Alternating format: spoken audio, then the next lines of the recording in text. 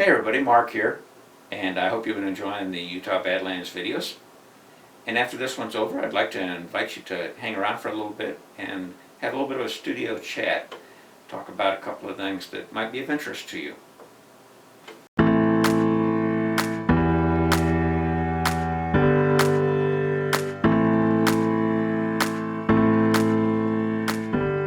It was day 6 of Utah Badlands, our last full day of the adventure. This morning we drive through Cottonwood Canyon, then continue along House Rock Valley Road past the Vermilion Cliffs, then across BLM and Forest Service land to the north edge of Grand Canyon National Park. There we would spend our last evening together before breaking up early tomorrow morning for departure to our respective homes. At least, that was the plan. Oh, it's a nice day. Pretty morning. Good morning, everyone, and welcome to day 6 of Utah Badlands. This morning, the crew is leaving our campsite at Big Dry Valley along Cottonwood Canyon Road. Next stop is Butler Arch, which I think is just a few miles down here.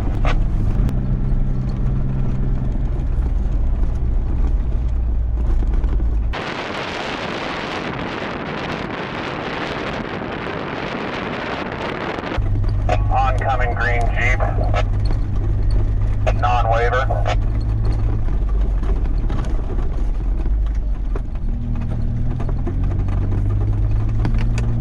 He waved at me. Maybe only waves at green Jeeps. Well, they don't wave at me. Although my Jeep's more of a brownish color right now. This is really pretty right in this area, isn't it? Yeah, it's nice. It's fun to see the different sides of Grand Staircase Escalante.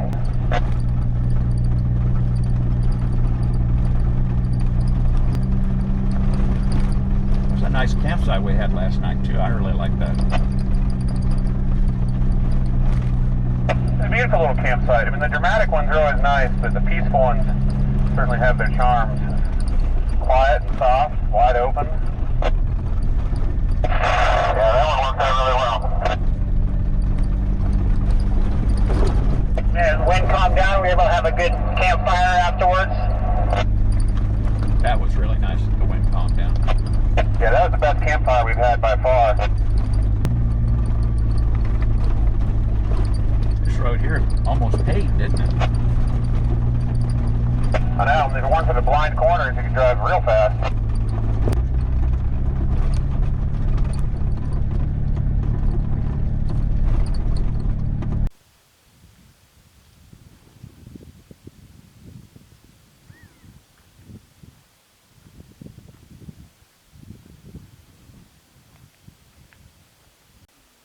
This is a Butler Arch. Used to be known as Butler Arch till the 1940s.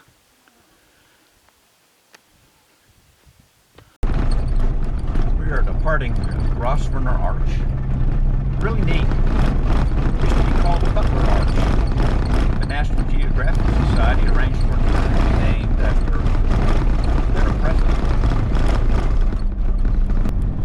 Did you guys notice the sign if we kept going straight past Butler Arch?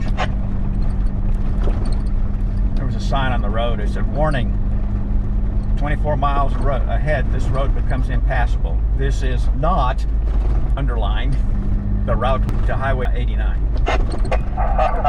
Wow, underlined. I'm not sure I've ever seen that before on a sign.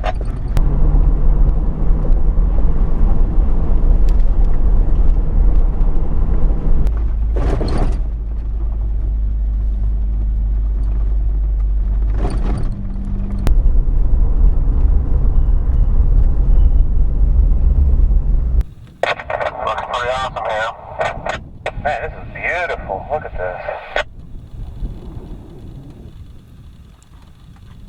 Pretty incredible.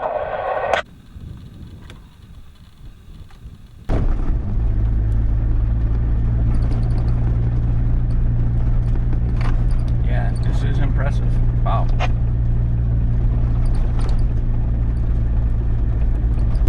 This has turned out to be a little bit better drive than I thought it was going to be. That was a beautiful drive. Thank Well, like you said, it's basically just a highway, a dirt highway.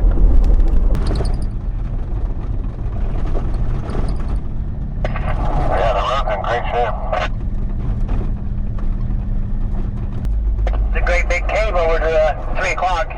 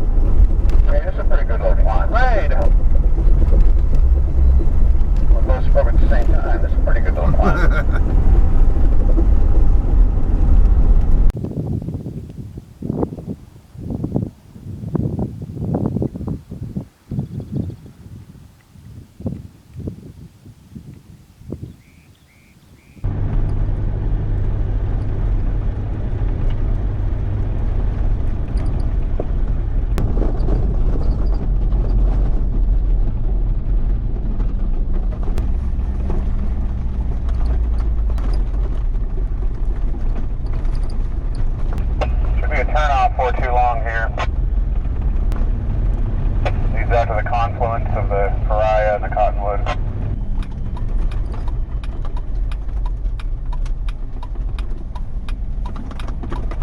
This is the confluence of the Cottonwood and Pariah rivers. Cottonwood comes in from right, and from the left, the Pariah River approaches.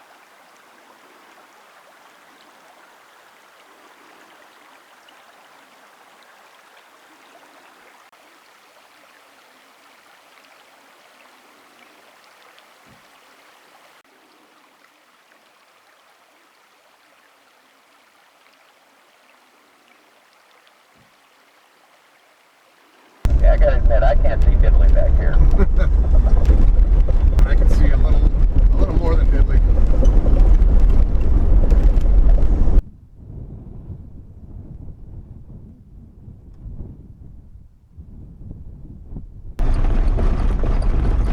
Passing a nice little canyon over at 3 o'clock.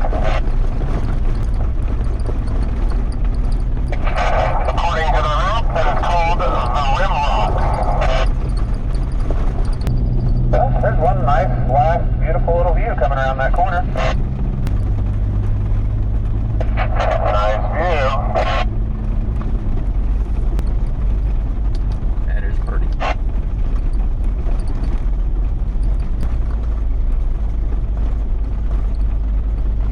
There is Highway 89. We're going to take that about 5 miles and then pick up House Rock Road. So look for hieroglyphics on the pavement.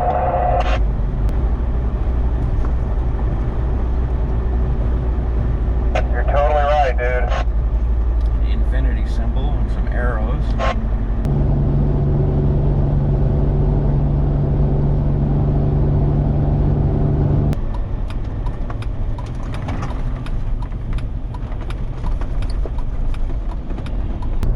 We have pulled off onto House Rock Road and are headed from Highway 89 about 30 miles down to Highway 898.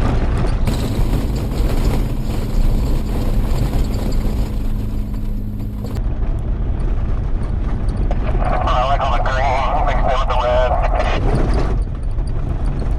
Like how we're all taking a different line.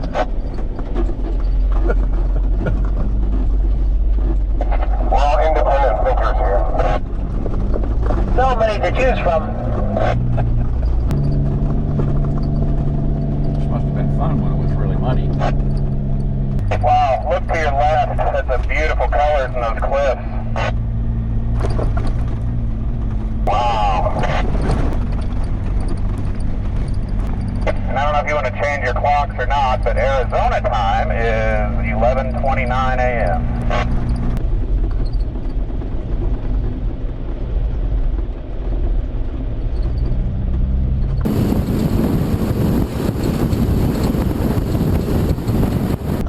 As we neared the southern end of House Rock Valley Road, we spotted a pit toilet, so stopped in case anyone wished to use it. But we would find a very special treat there. This bird was released in the fall and was the victim of a golden eagle attack. And she injured wing, but we're able to net her and put her back into our flight pen that's up on the cliffs out of sight. So somebody's being chased, or that's a pair of condors? The bird I've been watching is getting chased by this adult condor. An adult Yeah, condor. adult condor. So Yeah. why would one condor chase another? Playing around, territorial, and Okay. nesting birds in the area. Okay. That is awesome. That is cool. Did you say that? So that's Those are the ones I'm watching right now. That parrot's an adult, 884 is in front. Wow, that is so cool. There's a condor viewing site out here, and it turns out that just a couple of days ago they released a few captive condors. They're keeping an eye on them to make sure that they're adapting to their wild life. And we reached Highway 89A and are taking us a few miles down to our turnoff to the north rim of Grand Canyon National Park. So far, Mark, this is in a little better shape than old House Rock was.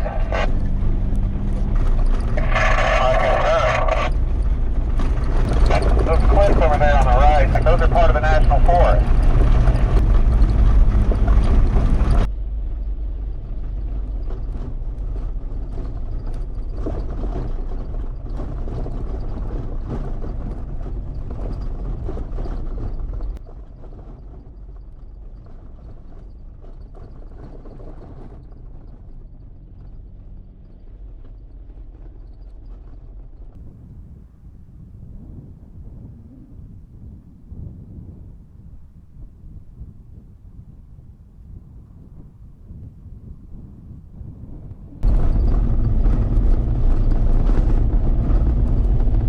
A little bumpy there in the wash.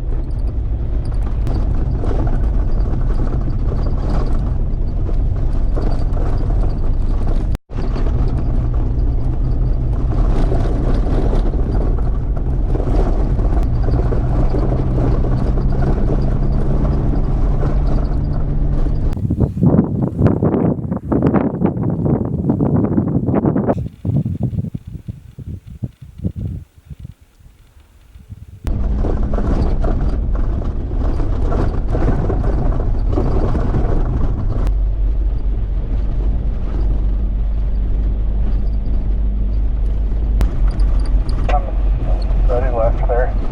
Bikes and their chairs.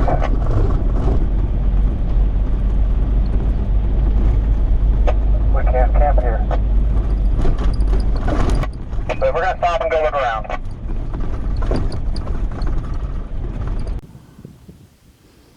I guess the chairs haven't blown over yet.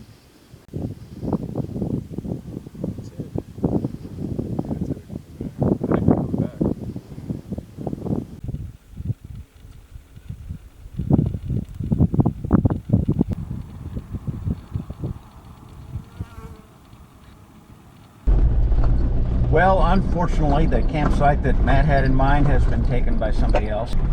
So, we're headed back, and we're just looking for a campsite now. Probably won't be on the rim. What's that one show on your map? On mine, it shows intersecting that other road that had road closed on it. Off to the right, there's a couple of spots as well. Yeah, off to the right, my map's showing there's about 10 places off to the right. Now here's one. Is this one you want to try?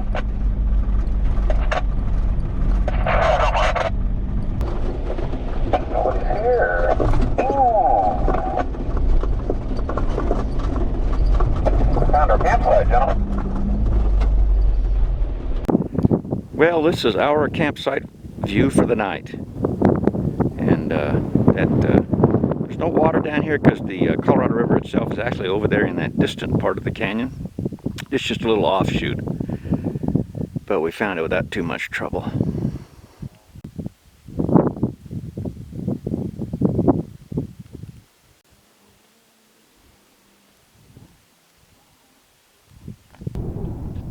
Favorite part of the trip? Well, getting out to Hole in the Rock was pretty cool. Yeah, that was cool. That last 10 just- miles. Just to see it, finally, Uh-huh. actually see it. Yeah, the history of it. Laid out. That was so awesome seeing those two condors Yeah. flying around Yeah. together like The that. first day to me still, again, you turn off on Croton Road, and then in the middle of the second day when you get down to the bottom of the left-hand column, Yeah, that stretch. that was the best driving part. Yeah. Primo. Yeah, That was I was driving. The head routes were fun. It was interesting getting into the snow and kind of having a decision to make. Get into that mud afterwards. Overlanding was dynamic.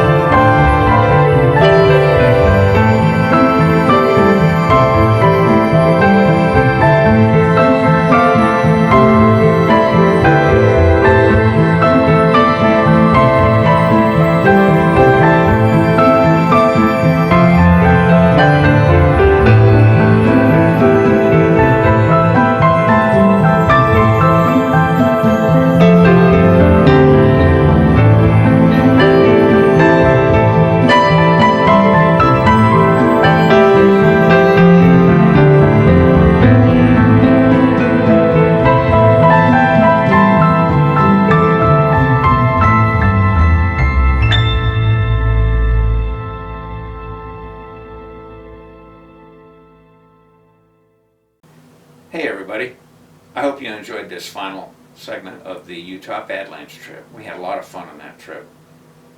I thought I'd discuss in this studio chat a couple of things that you might find interesting. And the first of these is mission changes. Oh, my Air Force background is showing. But you've got a trip that you've planned and something comes up and you're going to be changing it. So what do you need to do in order to be able to do that efficiently, smartly, and safely? And probably the first thing you need to do is you need to have some sort of a informal leader of the group. In our case it was Matt, because he was the person that had planned the trip, did all the invites.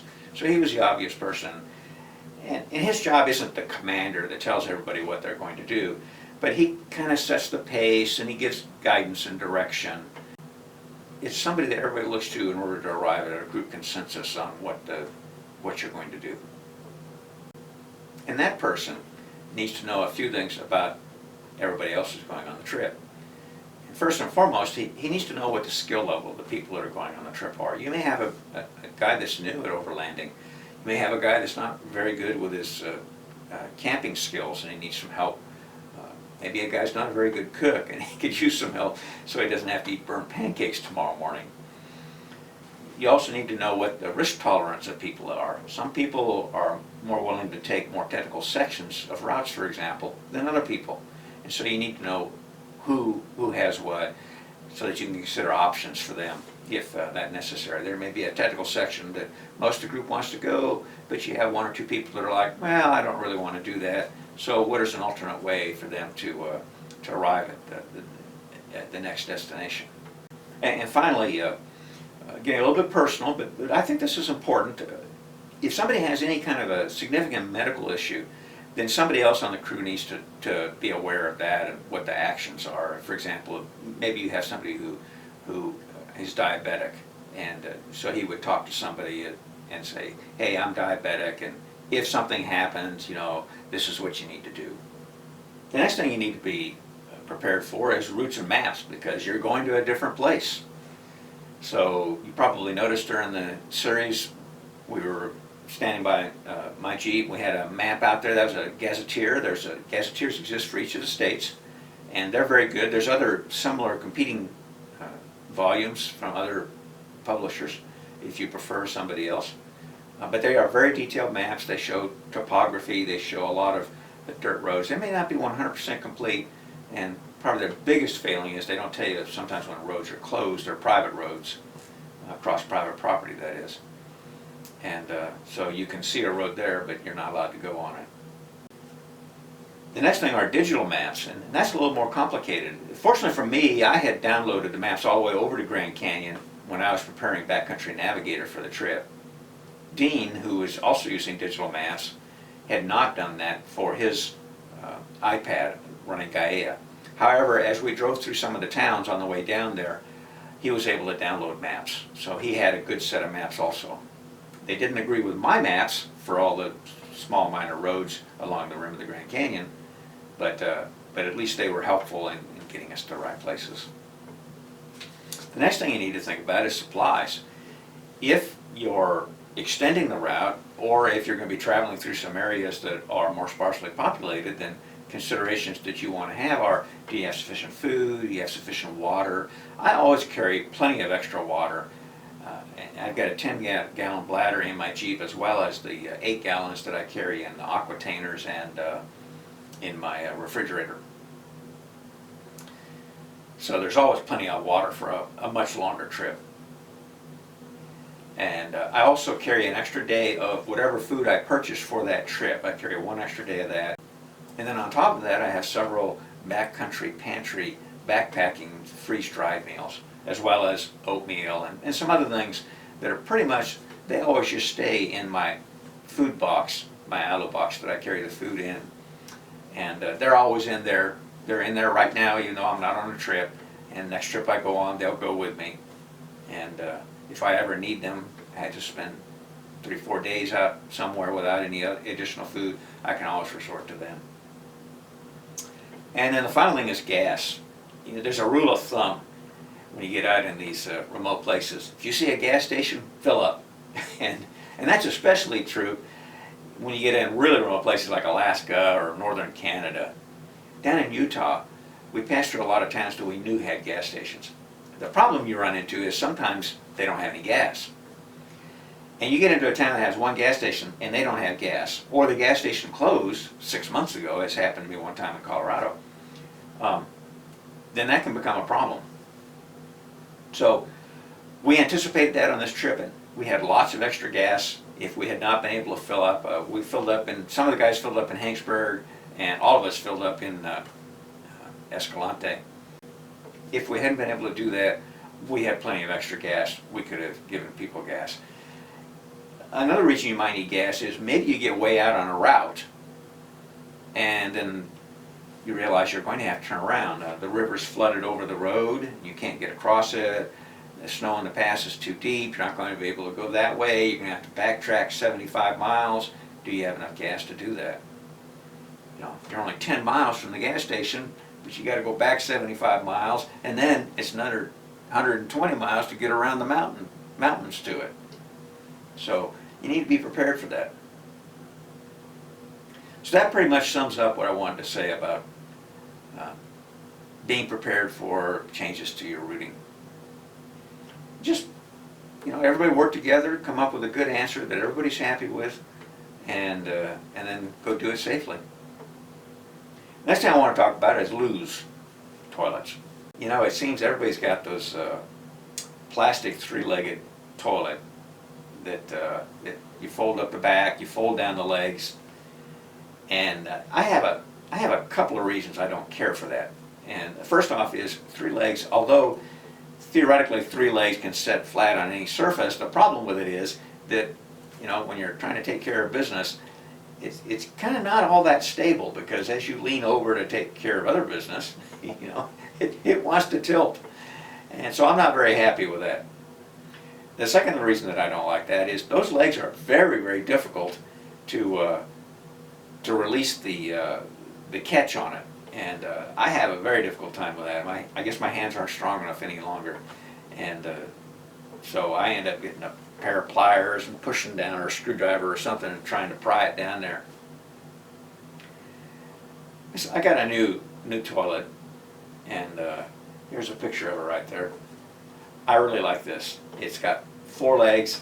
It fits inside of my trasheroo, so I don't have to carry it where I carried my last one, which was on top of my food box, which that just never seemed right to me, carrying my toilet up on top of my food.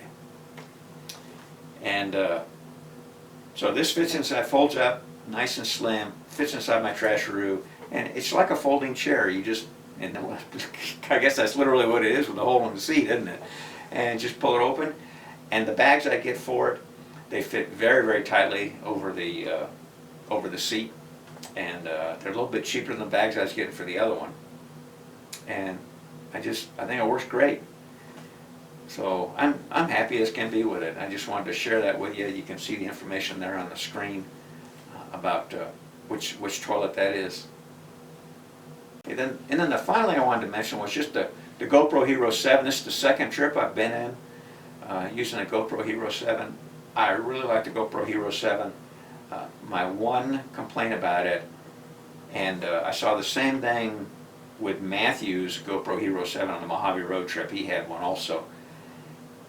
And in certain bright light situations, they tend to have a very harsh rendering of the image. And I compare that to other cameras, including other Hero cameras, the older models, and it's much harsher than that. I've got to spend time in my editor trying to straighten that out. They tend to make it more blue, they tend to have too much contrast, they tend to have too high an exposure. I know there are professionals out there saying, well, you should be shooting Pro Tune anyway, and then you'd be selecting all that. No, I don't want to spend all that time in editing. That's the whole point of not shooting Pro Tune. I want to be able to use the .mov file directly in my editor, and if there's a little bit of color change, then I want to fix that.